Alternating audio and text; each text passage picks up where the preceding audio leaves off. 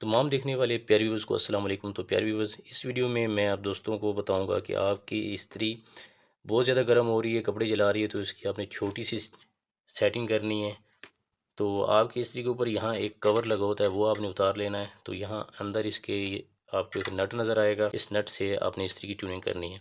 तो आपके घर में अगर सीरीज़ बोर्ड नहीं है तो कोई मसला नहीं है, आपके घर में कोई भी जो बोर्ड है मौजूद है उसी से आप अपनी इस्त्री की सेटिंग कर सकते हैं। लेकिन इसकी आपने थोड़ी सी एहतियात करनी है कि जब आप किसी और बोर्ड से सीरीज़ बोर्ड के अलावा इस्त्री की ट्यूनिंग करेंगे तो इस्त्री आपकी गर्म होगी। तो आपने इस्त्री को प्लास्टिक की शीट या फिर किसी कपड़े पे रख के इसकी ट्यूनिंग नहीं करनी, क्योंकि इस्त्री गर्म होती है।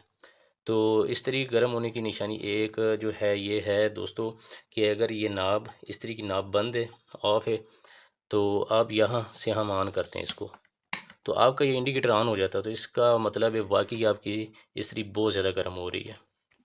तो आपने क्या क्या करना है कि आपने इस ये जो नट नज़र आ रहा है इसको आपने क्लॉकवाइज घुमाना है। ये नहीं कि आपने इसको टाइट करना है, आप 3-4 चक्कर इसके जो है इसको घुमा के फिर आपने ऑन करके देखना है कि इसकी नाब की ऑफ हालत में ऑन हो रहा है कि नहीं। ठीक है, ये आपने चेक कर लेना।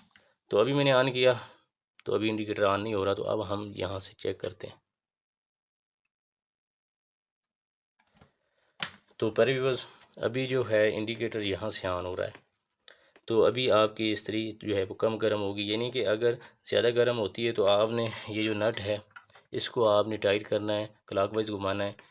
और अगर कम गर्म होती है तो आपने इसको खोलना है। इसके खोलने से इस्त्री ज़्यादा गर्म होती है और इसको टाइट करने से इस्त्री कम गर्म होती है। तो प्यारे व्यूअर्स, इस्त्री की हमारी जो है वो सेटिंग हो चुकी है।